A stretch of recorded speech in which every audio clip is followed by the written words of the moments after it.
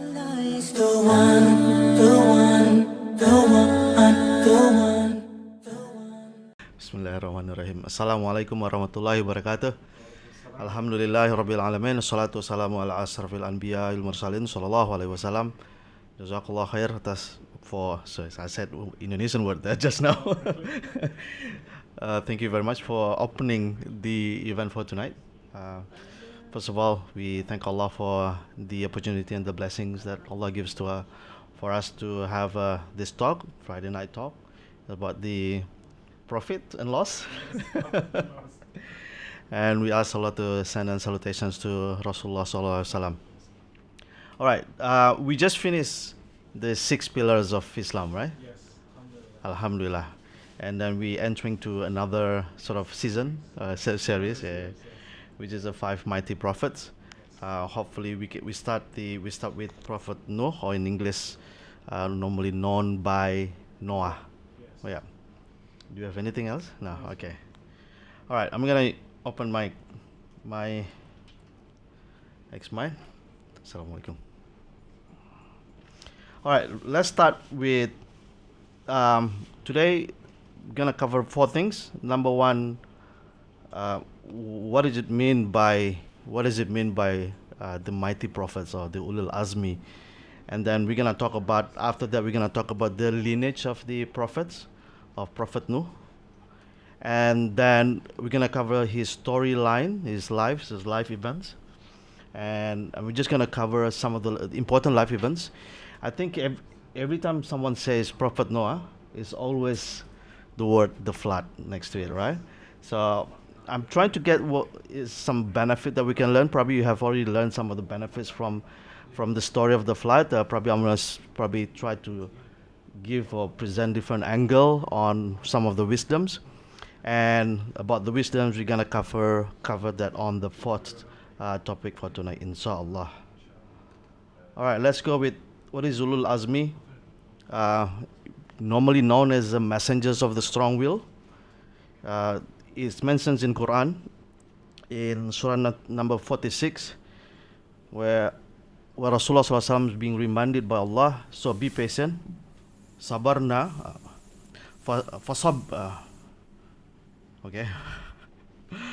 Fasbir kama sabara ulul azmi. So ulul azmi min rusulin, meaning, O Muhammad, be patient, as if the ulul azmi before you. All right. So this is Allah has reminded Rasulullah SAW about the ulul azmi. So again, this is not only seen as a reminder, but it's also seen as a consolation, as a comforting for Rasulullah SAW, that your job, how difficult it is, there were Rasuls before you. If you look at Surah Yasin, for example, right? Innaka la Rasulullah, for example, Yasin, wal Quranil Hakim. What's the next one? What's the third one? This is a comfort for you are Rasul. All your job is tough and everything, but there were Rasuls before you. It's become a comfort for Rasulullah SAW.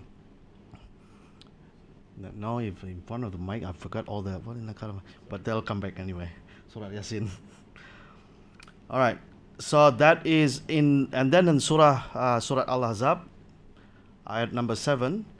This is where it's mentioned that all mentions of this is captures in the flyer today, right? O Muhammad, wa is ahasna minan nabiyina, from all the prophets which we take covenant from, which is wa minka wa min Nuh, Prophet Noah, wa Ibrahim, Prophet Abraham, and then wa Musa, Prophet Moses, and then wa Iesa ibn Maryam, Prophet Jesus, the son of Mary. Peace be upon all of them. So this is where all the scholars mentions about the mighty prophets, because of what Ulul'azm. And again, Ulul'azmi min Rasulun, not min Nabiyina, meaning that is all the Ulul'azmi, which is the mighty prophets, are actually Rasul. Anyone remember the difference between Rasul and Nabi? We can enlighten us. All right, I think when we talk about Nabi, we mentions about that. Just to give a highlight, what every time Allah says Nabi, Rasul is actually indicated in the Quran. So when Nuh is a Rasul, is actually indicated in the Quran. And some ulama have a categories why it mentions as a Nabi or a Rasul. If the Nabi, if they give the teachings and the what do you call the wahi from Allah to all his kaum, his nation, right? And all his kaums mostly listen to them. But for the messengers, if the one of the kaum actually um, disbelieve, right, and you can actually attack them as well, right? So there's more effort need to be done. They become Rasul. So I think that is the difference between Nabi and Rasul. Right? For example, this Noah is gonna be the first Rasul. Out of 124,000 Nabi that Allah sent, only 313 something is Rasul, and Prophet Noah was the first Rasul. Right? So Adam and Seth and Idris, they're all Nabi. Right? And this is the fourth Nabi. It happens to be Rasul as well. So I think Nabi is prophet, and then Rasul in English we normally say as a messenger. So it's a Nabi or prophet and messenger. So there are actually 5 mighty messengers. All right. Okay. And then why only 5? As I mentioned to you, out of 124,000 prophets, is only 300 something is messenger. Out of these 313 messengers, 5 the biggest one, right? Allah yastafi minal malaikati wa minan Allahu yastafi minal malaikati. Allah has chosen among the angels one particular angel as a big angels, which is Jibril alayhi salam. Allah has chosen all of the prophets, 5 biggest prophets, and all of those biggest prophets, one prophet Muhammad as the last prophet, the seal of the prophets. Allah also has 7 days, and Allah has make Friday special. Right? Allah have 12 months. Allah make Ramadan special. So it is up to Allah. It is Allah from His wisdom, from His divine wisdom, to choose one over the other. So in Surah Al-Hajj, Allah yastafi minal malaikati wa minan nas.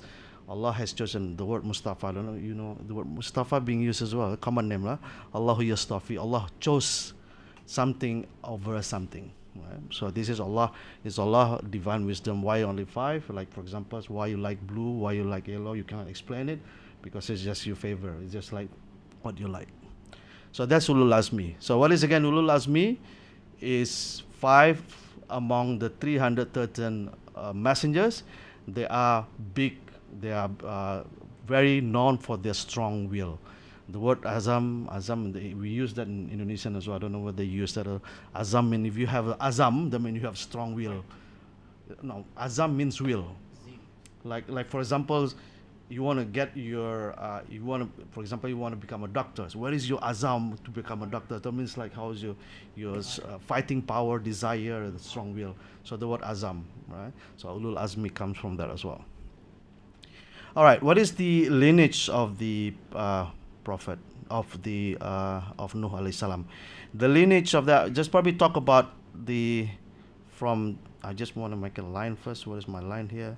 So it's from Adam and then Seth, and then after Seth, Anus, and then Kanun, and Mahlabil, and Yard, and Idris. Idris in English is Enoch.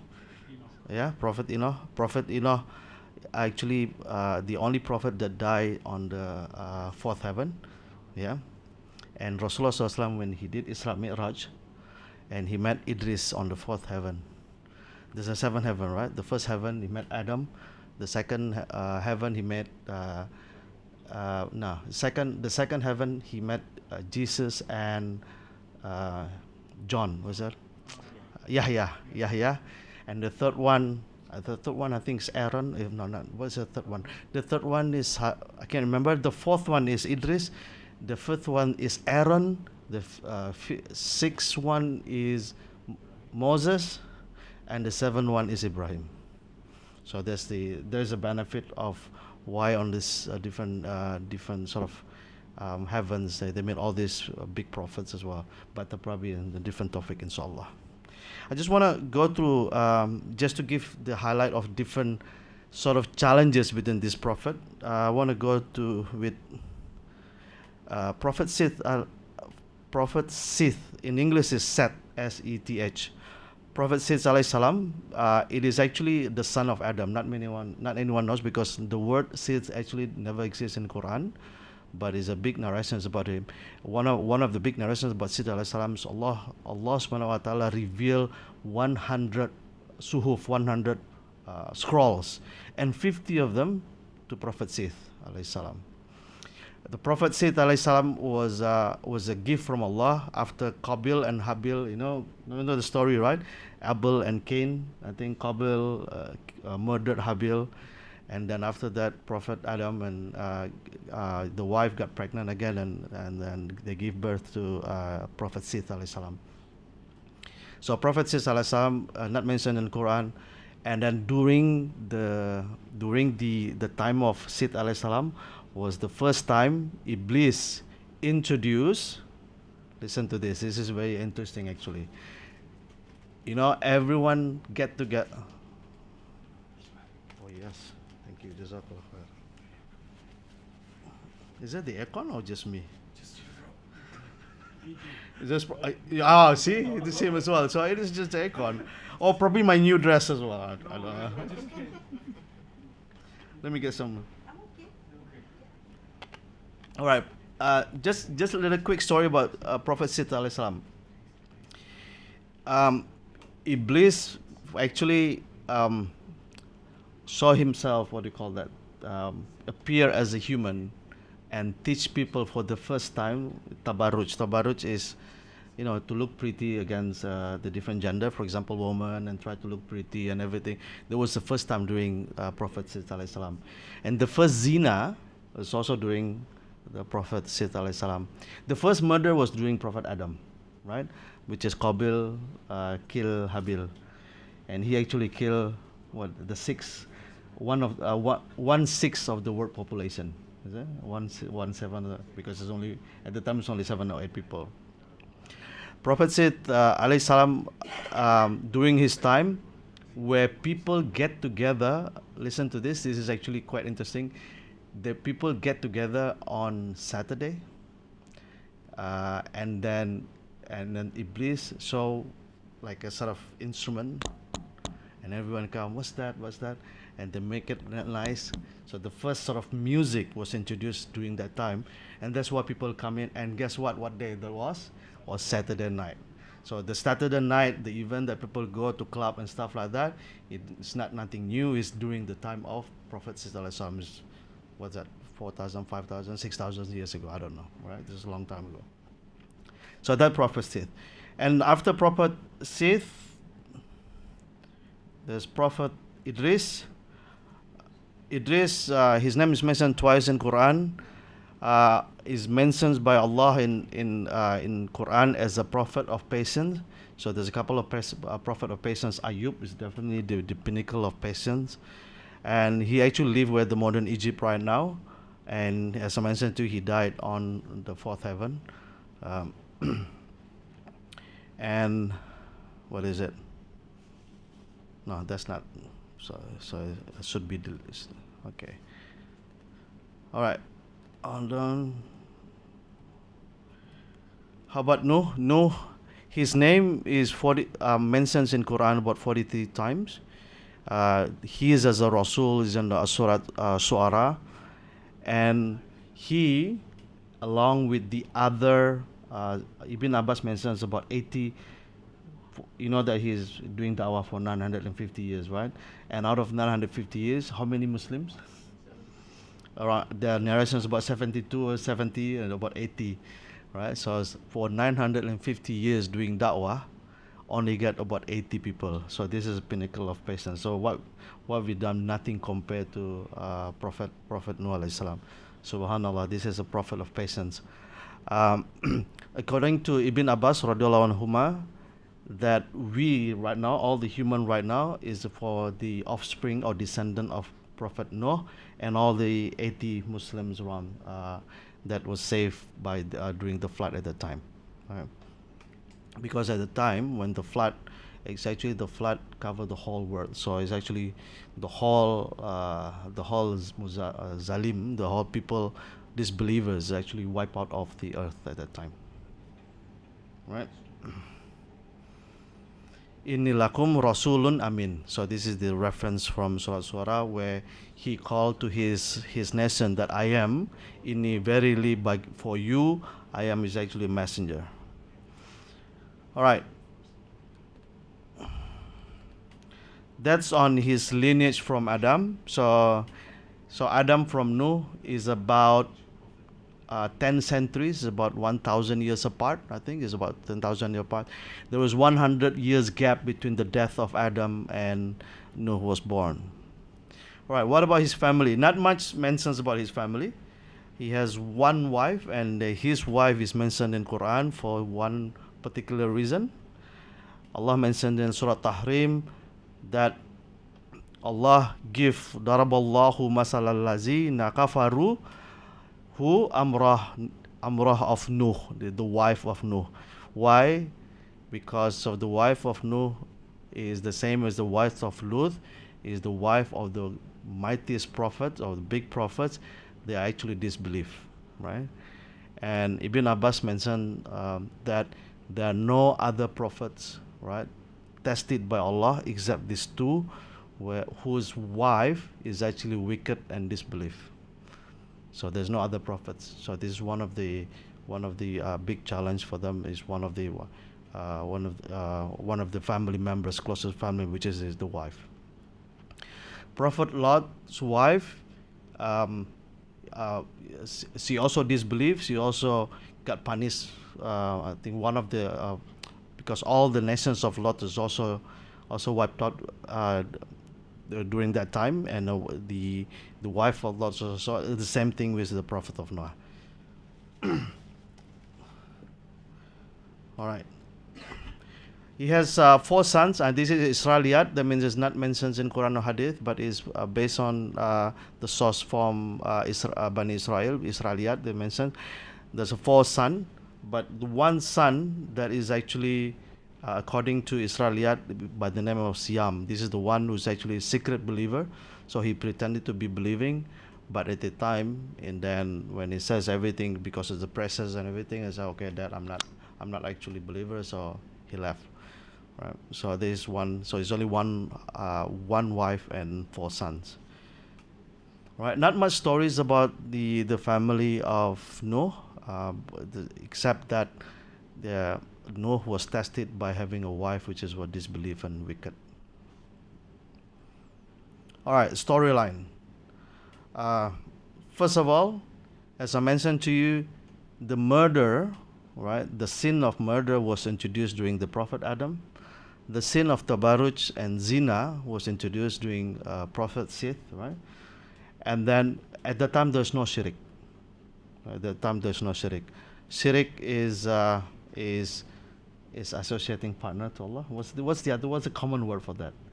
Worshipping other than Allah. Worshipping other than the one that deserves to be worshipped. So the sin of shirk was first introduced. How was it introduced? The anatomy of shirk started from there were a group of pious people and people with good characters and good conducts and good deed. When they pass away, and then people venerated them. They put them in the good grave, and at the time Iblis again appear to human, and they say, look at that, this is pious persons. You should venerate him, make him have a big grave and stuff like that. All right.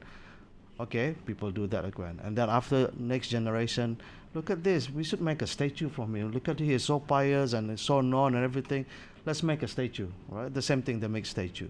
And after that, oh, let's make the statue nice. Let's make it from gold. Let's make it from this. It's all started, right?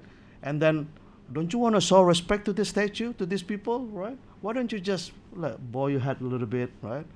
And that is after generation, they start worshipping, and they become the worship. This is all the story of the anatomy of shirk is always started by someone who was pious, and then got venerated, and then you as a sinner, you less sort of value compared to people who are pious, and because of that you cannot go directly to God. You have to go through these pious people, even though they already die, right? So this is the name of the idols during that time. There are four. Waddan, which is symbolize power. Suwa'an, symbolize beauty. Yaghutha, I think, symbolize strength. And then Nasran, they symbolize the sharp and insight. All of these idols is mentioned in Quran, and they are all worshipped, because if I wanna fight, wanna strong, so you go to Waddan, and then Waddan is actually a person's name who was pious, and then who passed away, and this is where people start worshipping, become grave worshipper and so on. Right? So Allah mentioned this name of the idols in sorry about that.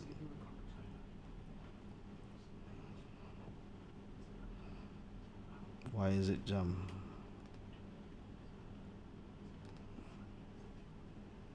Okay, sorry. As I mentioned to you, the anatomy, why shirk came, it started when the pious or good people died.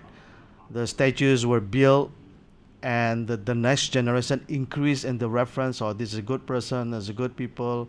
We should, if you look at in Kaaba story, it was the idol was actually, all the statues is actually built and shot outside of the Kaaba, right?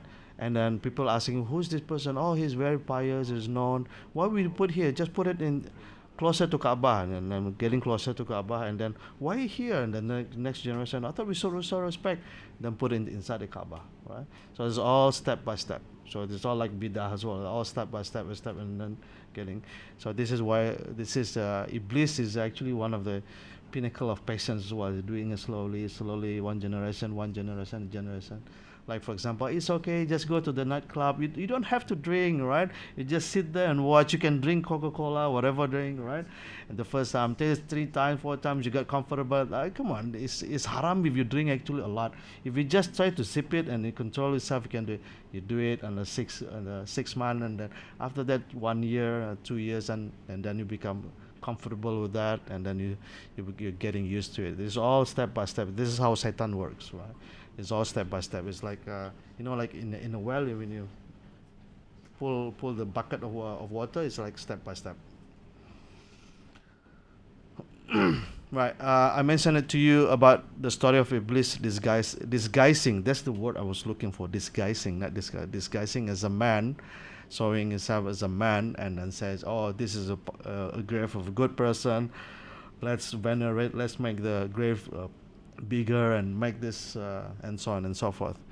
And there's a hadith about Salama narrated when the first hijrah was done to Abyssinia. They say a lot of churches and people actually built statues. So there's a lot of churches and there they build statues to show respect to whatever the priest before that and so on. This is a way of showing respect and then venerate it, and this way Satan works.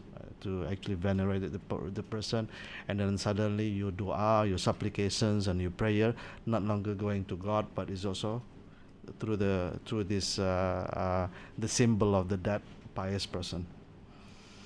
All right, the da'wah, everyone know 950 years of da'wah. See, there's a translation going on. 950 years of da'wah. What is Prophet Nuh?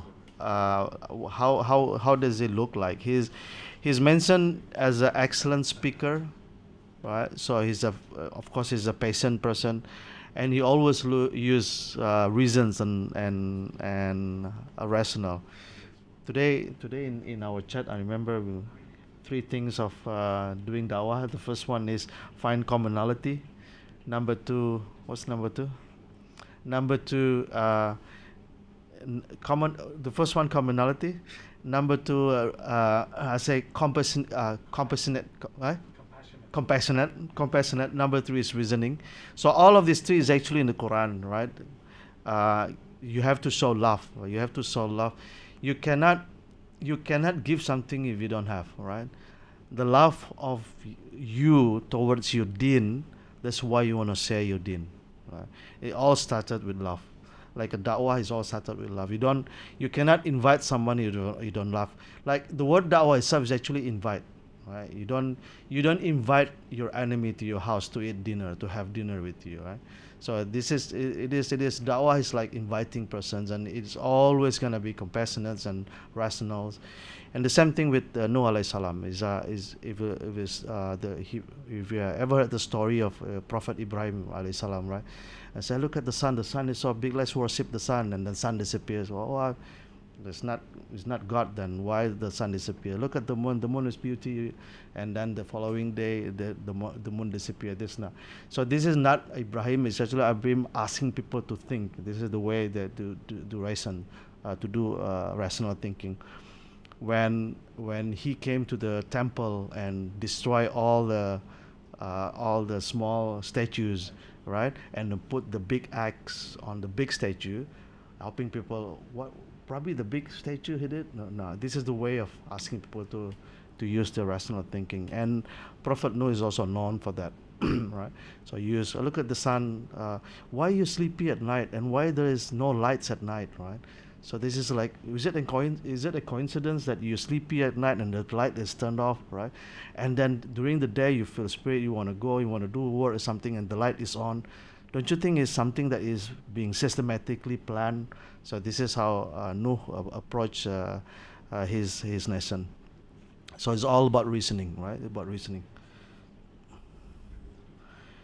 And to keep the story short, the people of Noah, the Kaum, or the nations of Noah is actually called the nation of Noah. They only the weak and the poor people like to become Muslim at the time, right? While the rich and the strong, they rejected, even they waged war against him. And some even come to Prophet Noah. Look at this, your followers are all poor, right? Why don't you just disown them? We become Muslim, but disown all these poor people. I don't want to hang out with the poor people. It's always the challenge with Rasulullah is also the same. So if you hear the story, right, the stories become the comfort for Rasulullah as well, right? Because he knows that he's being rejected by all his own brothers and sisters, or his own tribes, right? He's rejected by his own tribes. So all the disbelievers bargain then and calling him crazy, call him a lunatic, call him stupid. Like, what are you doing all of this, right? And then look at this, your followers only the poor people. But okay, let me come to your religion, but just remove all this weak and the poor people. All right. 2020. All right. So Prophet Noah complained to Allah through his dua that, Ya Allah, I call my nations night and day. I call them privately, I call them publicly. They close their ears, right? They don't want to listen to me. They disbelieve. This is the key word here. They disbelieve, but also lead people to disbelieve, right? So they're misguided, right? If you misguided alone, that's probably not big a problem. But you're misguided, but you also invite people or ask people or force people to be misguided as well. This is where the key issue is here. And then Prophet Noah make dua so that all of these disbeliever, if they want to be wipe out all of them. So because you have to believe that after 950 years of da'wah, all right? I know, brother Arief, 6 years, 8 years, I know you, and I think but these people know Prophet Noah himself like 950 years, so he knows him very well, right? So Prophet Noah knows him. There's no way these people can come back, right? And then if they give birth, they will give birth to people. Then they will they will misguide all these people as well. That's why he's making dua to Allah that we need to destroy them, because whatever they come up with, if they have offspring and children, they will make them disbelieve as well. This is part of his dua. That's why, yes. Was this the dua that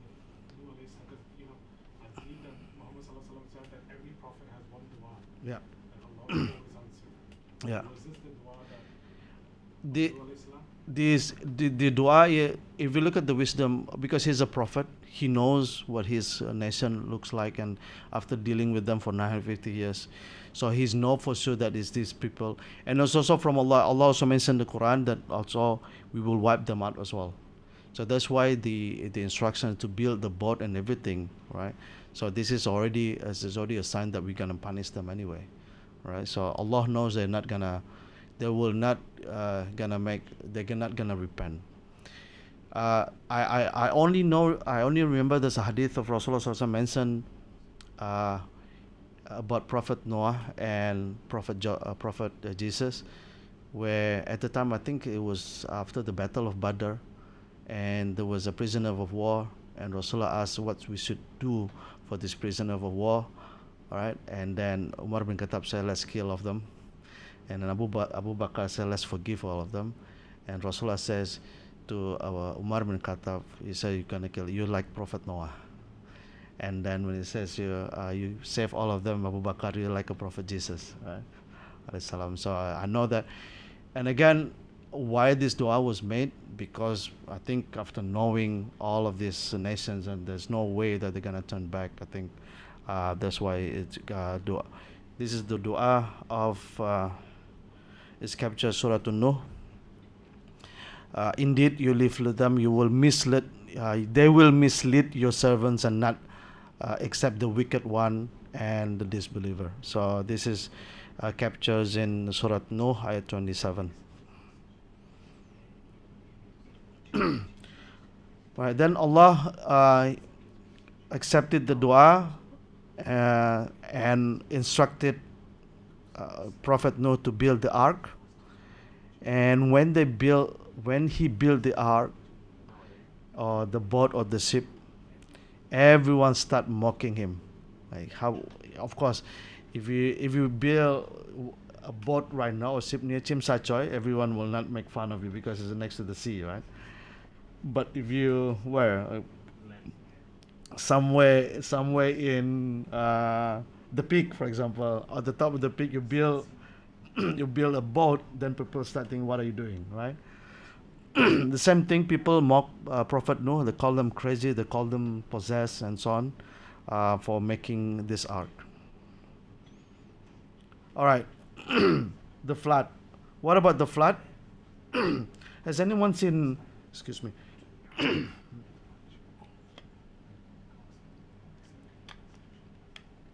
I know probably not everyone watched movie here, right? Have you seen the movie The Noah? I did on Yeah? the plane. On the plane? I just Yeah. watched just for Did that. you see what happened when the flood starts? Of course, we don't watch movie normally, but just in case you come across some video clip or something about Prophet Noah, right? How the sound effect and everything. Oh, I Yeah. watched it on purpose to see what the Yeah. way of Noah alayhi salam was on the plane. Yes. Yes. Yeah, it was again. I have not seen it, right? But again, I think I like just a story because it is probably not close, not really that close. But if you see just before, if you have the clip of the video of the movie itself, the water is not only the rain, the water is actually coming from the crack of the earth under, right? So it is actually narrated. It is actually coming. The water is actually rose from the crack of the earth, and it was massive rain. Definitely, like the whole heaven was open and just pour rain. And not only that, the ocean floor went up as well, right? And during that time, the whole earth submerged. There's quite an interesting story though. I found references about this flood. There was someone who visited. There is one small tribe, probably indigenous tribe in South Africa, something, no, South America, where they're out of civilization. They have not been touched by civilization. And when they talk to them, they say they have stories of narrations where during certain time, the whole earth was covered with blood, with flood, with water, right? So this is the, and then was the story.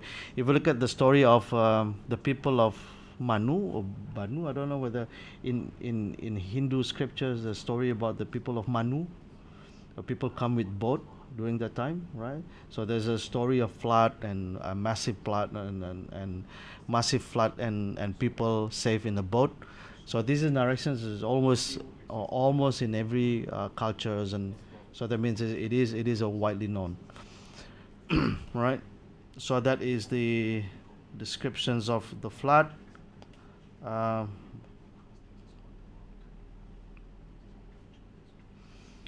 So how many people in the ark that was saved? Is about 80 believers, right? And animals, a pair of animals. Think about it. How many animals do you think during that time? Right? Even the crow was introduced after the death of. It was, yeah.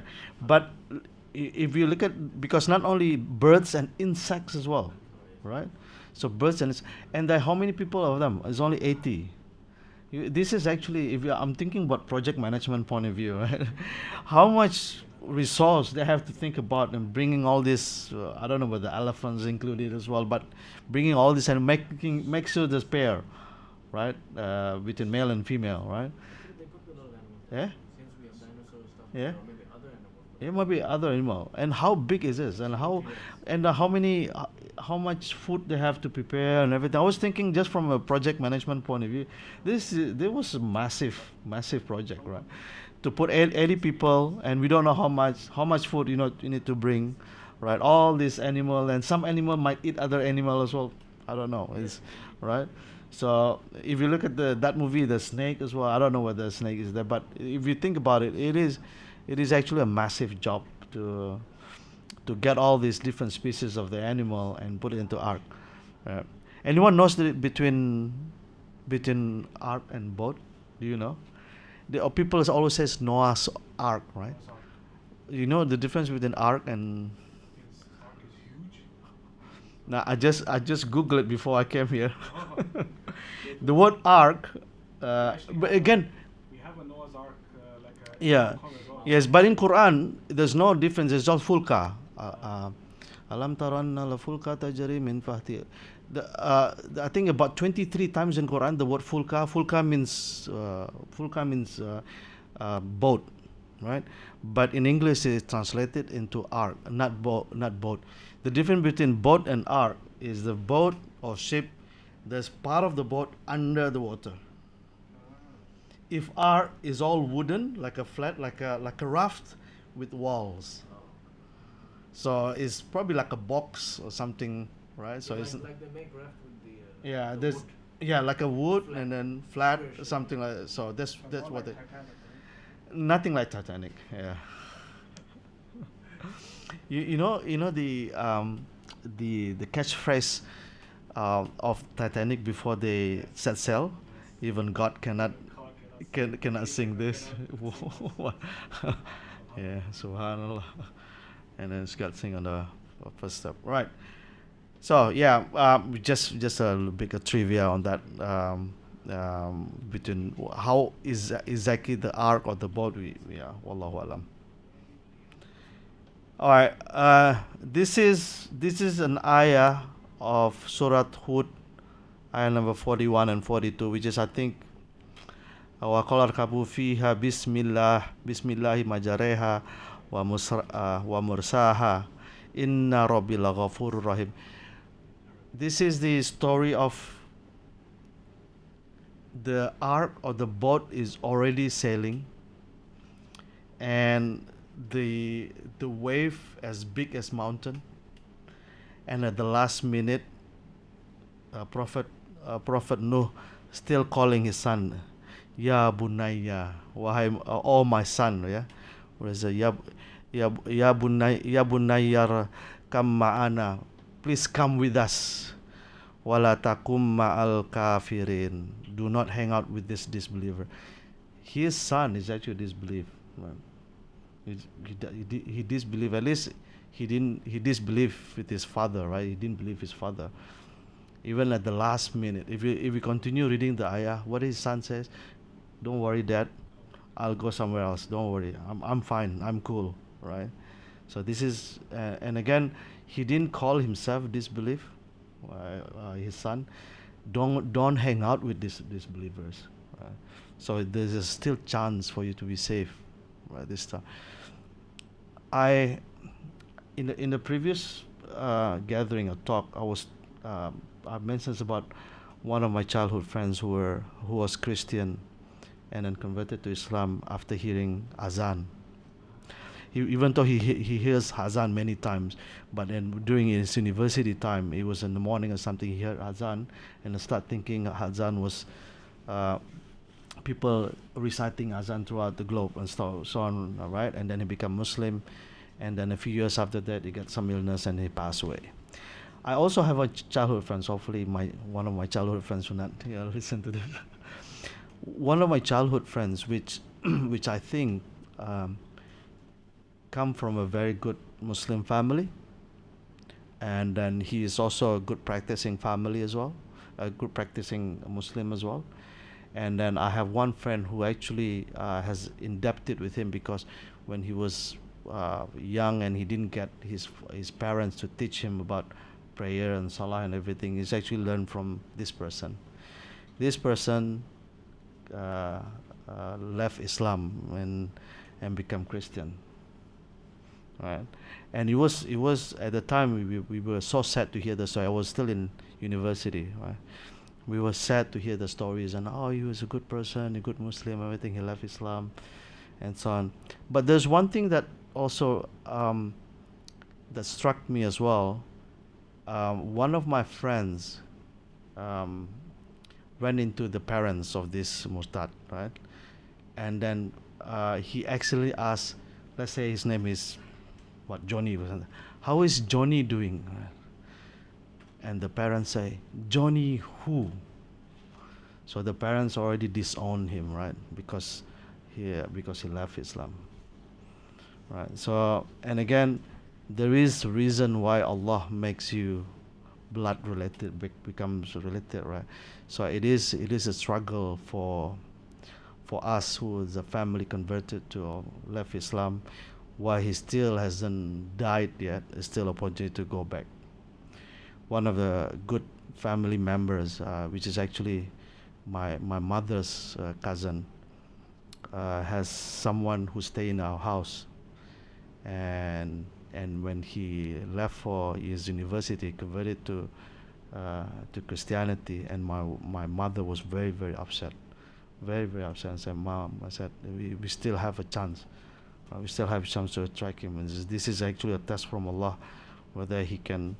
Alhamdulillah, he starts, showing some, not reluctance. At least he can come if you call him around and stuff like that. So it is very sad for having a family. I can imagine a father.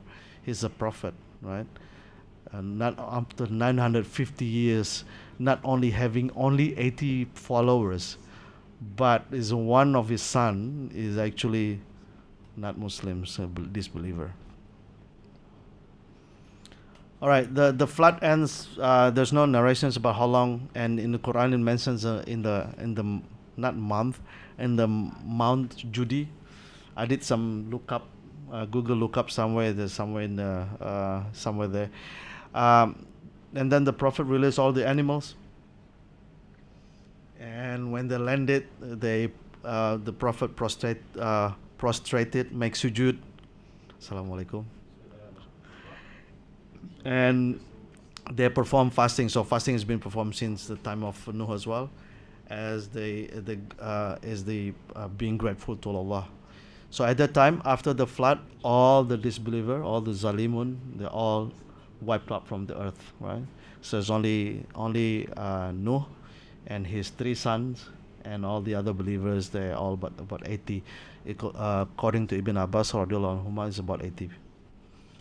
So there's a story, the big story, which is about the flood. Again, what we learn from here. There's not much the story about the death of Prophet Nuh. It was mentioned in Sahih Bukhari.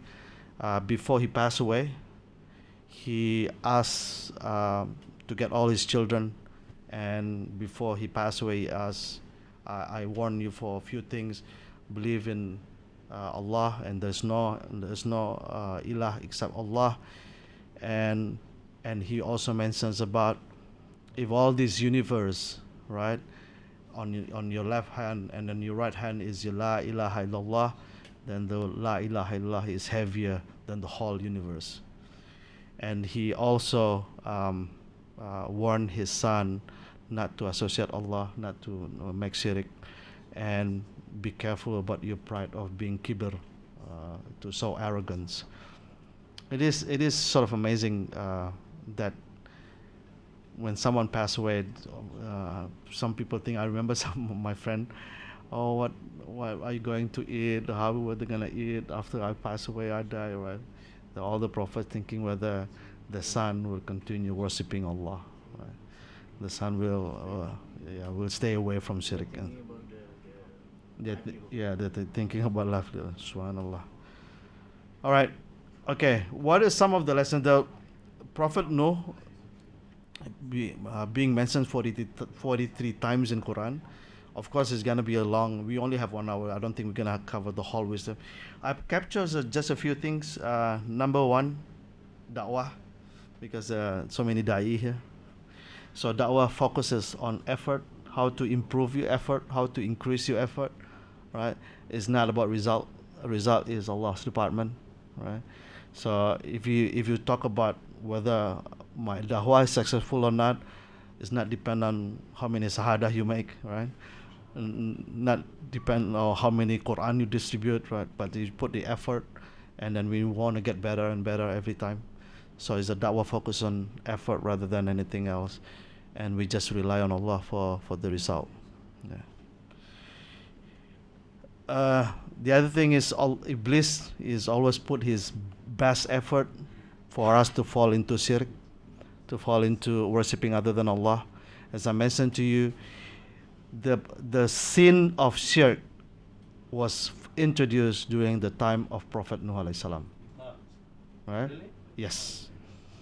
I just told the stories. There was a guy who was very pious by the name of Wadan, and then this guy passed away, and Iblis disguised, that's the word, disguised himself as a man, and called, look at this pious person, right? He already passed away and stuff like that. Why don't you make his kubur nicer or his grave nicer, all right?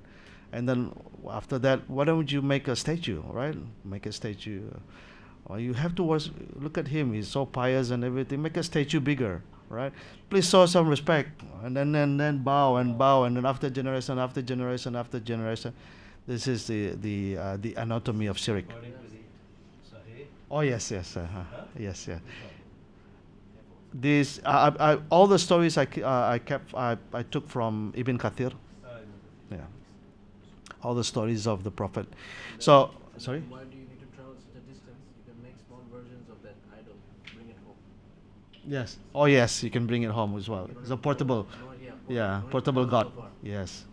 Even that's why one of the stories, I think during the time of Prophet Rasulullah SAW, there was I think his family members still worshipping idol. So at night he took his idol, right, and went into a dump place and put in the dump. And then the following day, the father's, where's my idol? And then, oh, I found it in this dump. What are you doing here? And then every day like that. And then one day, okay, you better protect yourself. I'll give you a sword, right? So this is a way of, and then finally he become Muslim, because he start thinking. This is the thing.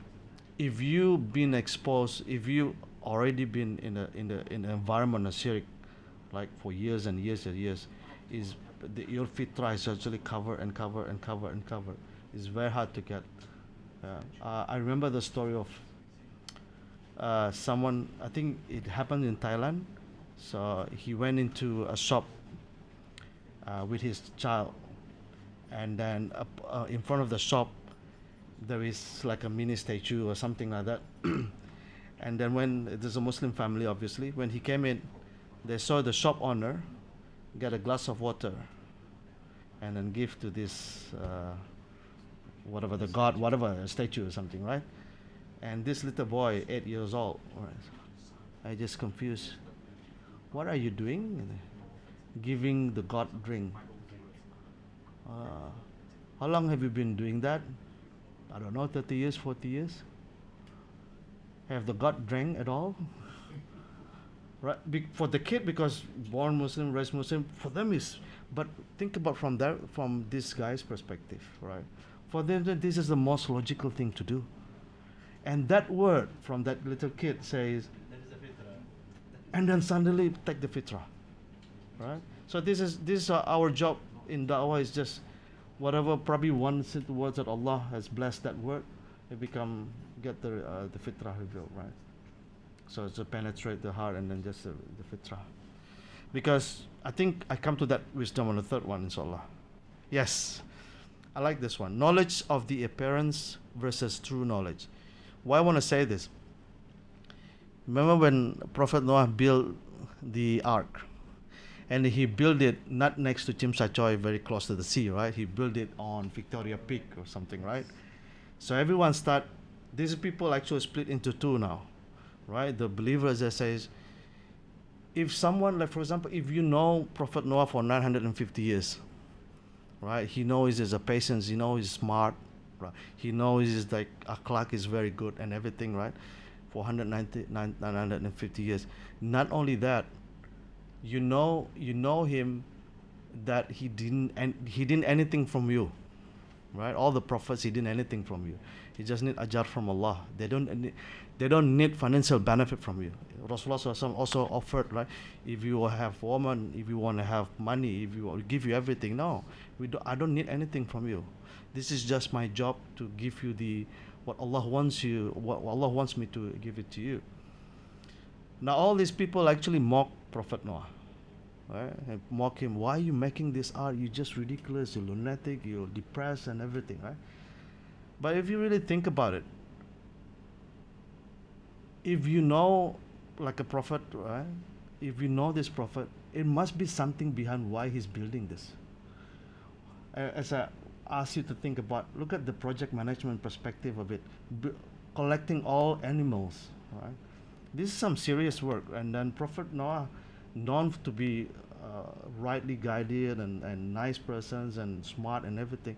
If you really think about, probably I want to give you sort of analogy. I like this analogy actually, that to think about, we actually capable of thinking something, what I call as a true knowledge.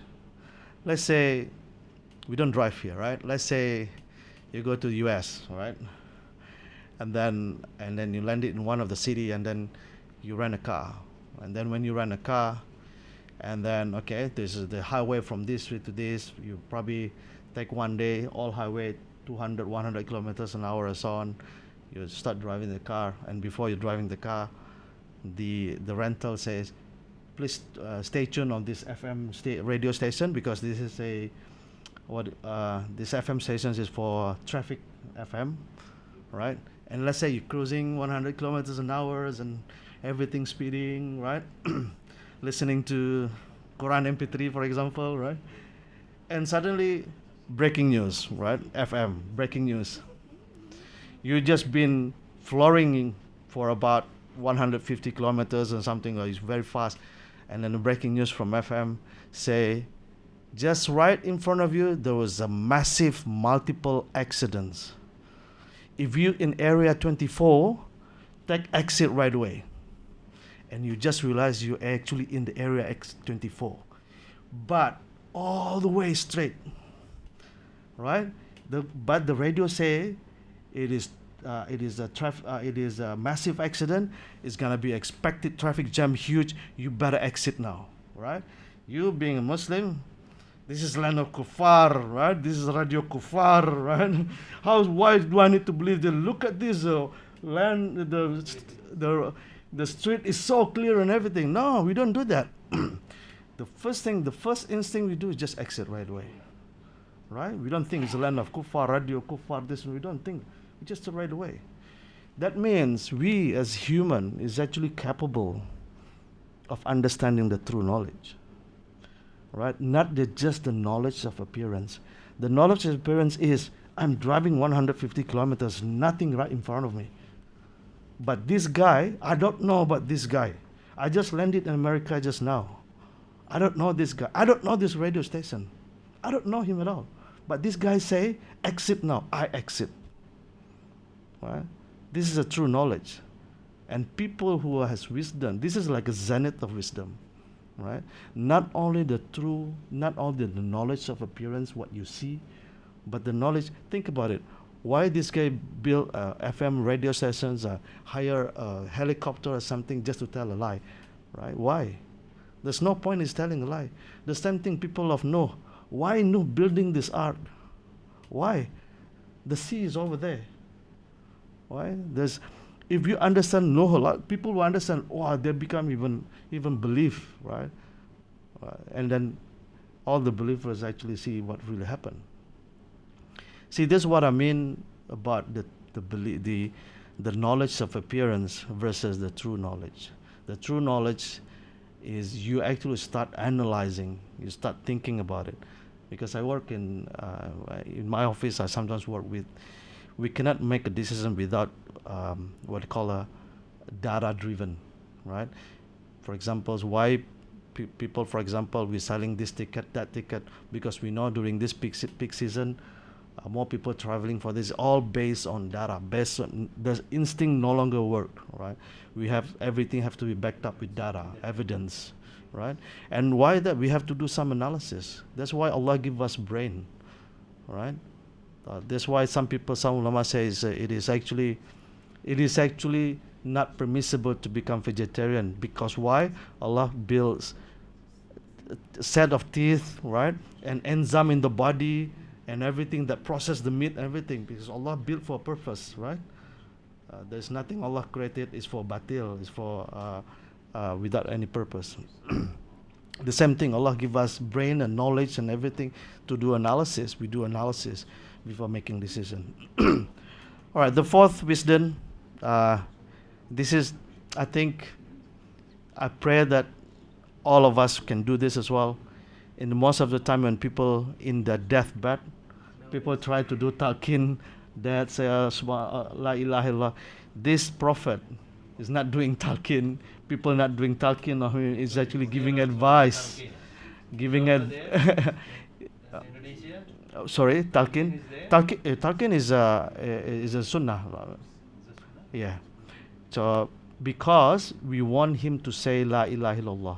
That's why sometimes we do some sort of guidance on people how to do talqin. For example, if someone is already getting sakaratul maut, the fang of death, don't talk to him too much and ask him to recite the name of Allah, because at the time. No, that is at the time of dying, right? Yeah. But usually talqin usually the Saudis there is after the burial. Yeah. They sit. Oh no, not that talqin. Talqin is to make sure the dying person say la ilaha illallah and nothing else before he breath his last the breath. Yeah. So inshallah, that would be us as well. We can not only people make talqin on us, but we can, oh my son, oh my child, right?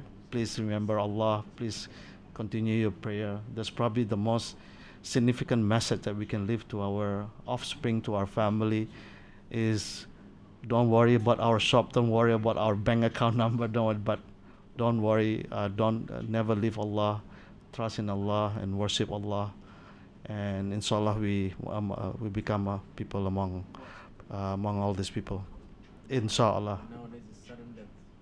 Now sudden death. May Allah May Allah protects us. Yes, I think I cover pretty much everything. Yes. All my topic today. Any questions? Is it the dua? Let's say I pray to Allah. We need to repeat the question, yeah, for the. When I pray to Allah, when He do something like this, make your dream come true like this. Let's say. Oh, how to make dua so you become. Is it exactly every dua Allah will make the thing come true? He's asking when I ask something. Yeah. Will it always come true? Will all our dua accepted by Allah? Yeah. There's Allah will there's no dua that is not accepted, but the way Allah accepted, I think three things, right? Or four. Number 3. Number 1, Allah will give you what you want. So that means what you want is Allah. Allah pleases as well. Allah will give you. Or Allah thinks this is not good for you, right? And Allah will give it in a different way, right? So it's number 2. It's actually 4. Number 3, instead of giving you this, Allah removes you from calamity, removes you from problem, right? And the 4th one is Allah does not grant you now, but in the hereafter, in the Yawmul Qiyamah, in the hereafter, Allah will give that time, right? And during that time, there's a story if during the Yawmul Qiyamah, when someone is asked, okay, remember in the world I didn't grant your dua, now you ask anything, I give it to you. And people will hope that none of his dua in this world never granted, because how powerful it is when in the Yawmul Qiyamah all the dua will be granted. That means Allah will listen to our dua and also Yes. will make our dua come true in Yes. different way. Yep. This one Yeah, we have to believe, because dua is a part of ibadah. Allah asks you to make dua and also to make effort. But the result is Allah's department. Yeah, this is Allah, because Allah knows the best for you. All you have to do, make dua, right? If your dua is granted, then you make sukur, right? If your dua if not granted, then probably Allah has something better planned for you.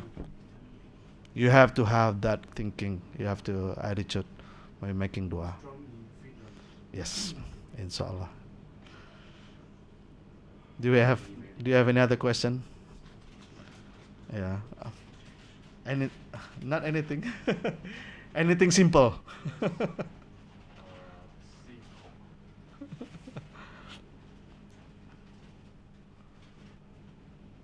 Where's the God come from?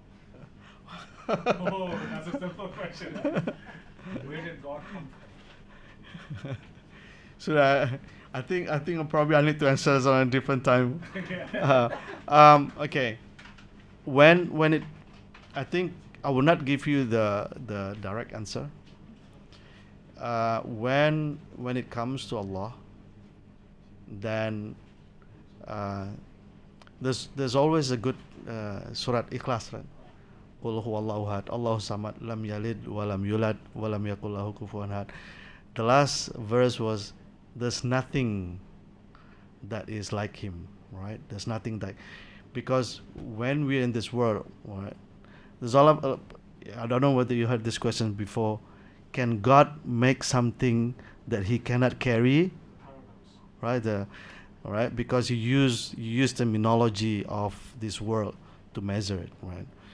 What is important is whether God exists or not is through his creation around us. Right? How perfect it is. You know, if there was a research, they say if the whole bees in this world disappear, then the whole world will collapse in certain number of days. Is Allah makes everything perfect balance. It cannot be by accident, right? This thing is not by accident, right? Everything simple cannot be done by accident. So what is more important is that Allah exists, that everything around us is a sign of his existence, right? There's no need for us to know where he's from, because the world is different. I think I don't know whether I answer you correctly or not. Yeah, it's probably on a different sort of setting. There probably we can. Yes, about Prophet no. Huh? Yeah, back to the topic. I'm going to ask the same question I think I asked before as well. How can we, as parents, make these stories more creative so that our children, as much as they love Superman and Batman and Iron Man, they love these real superheroes as well? I think you asked this before, right? I did ask it, but Okay, again, then I also have the same answer as well. Can I have the same Yes, answer? right, fill up. Right. You remember Chelsea? My answer, Yes. right? Football. Yeah, the football. I used to live in 2 stations away from Chelsea, which is Wimbledon, and then in London, yeah, Wimbledon in London, yeah. So during when Chelsea play, the whole train become blue. Yes. Everything become blue. The family wearing blue cap, blue t-shirt, blue jersey, blue baby stroller, blue shoes, blue everything. Crazy. The family, the father, mother, just only talking about what's the name of the players, and well, one of the name of the players. They're talking about this. They're talking about the kids. When they see the other kids is also wearing blue as well, they don't talk anything else except football as well. All right. So if the father is so passionate about Chelsea, then the children will just follow. You don't have to teach them. Right? It is from you. It's all passionate about. That's why it's so, especially the father. You know, I heard the stories about someone who was not very happy with his father because his father probably did some probably no use hands and everything well, and then and don't like my father and stuff like that. And then one day when he get together and one of his uncles said, "You just like your father." What it means is because you live with your father too long, right? There's certain characters is actually you picked it up without you knowingly, right? So this is, and again, that's why if you really love, like for example, every time your son comes, they see you reading Quran and everything. You see you reading Quran. They wake up at night, they see you crying reading Quran, and this is what they see. It influences them, right? So before how to make our kids love all the stories, we have to fall in love with the story first. We have to fall in love with the story. These are all great people, all right? They're not like Batman and You're the real superhero. yeah. This is the real superheroes. I don't know about Superman though. All fake stuff. Yeah, this yeah. All right. Okay, I think Jazakumullah khair for listening to my ramble. Hopefully, one of the things can be beneficial for all of us, inshallah. I And got one question. oh, okay. Yeah. Earlier you mentioning about the teeth we were given, our organ inside is because of the eating meat. Okay? For example, all right. What if the person by choice decided not to eat meat? But okay. Well, I don't want to go into fiqh or law, but I guess it is not good to make halal that Allah say haram, not to do something haram that Allah say is already halal. What does it mean? What does it mean is Allah, for example, Allah has already given us set of teeth, right, that can process meat. There's a body and enzyme. That means Allah does not create something for nothing, right? So Yeah. Well, the reason I'm asking Yeah. is because I stopped eating beef okay, for a couple of maybe coming to my 5th year. yeah, The reason I'm doing that because I don't have a heart to eat them. mm. I felt sorry. Okay, Because where I live, we have a lot of wild cows, Hmm. and they're very smart and clever, and I see them all the time. So it breaks my heart to eat them. So it's by choice. yep, I stopped eating meat. okay, And then looking at them, how clever they yeah, are. Eat other meat, right? Like fish, eat chicken. Seafood, mainly Yeah, seafood seafood. or vegetarian. yeah, I'm also like that. yeah, Oh yeah? Really being the lean pork, mutton. I don't like the taste. Yes, mostly seafood, but if I'm not, but between seafood, mostly vegetarian. Hmm. That's what I. Well, okay, well, I think if one particular, I don't want to put a what do you call the fatwa on that. We can discuss it offline then.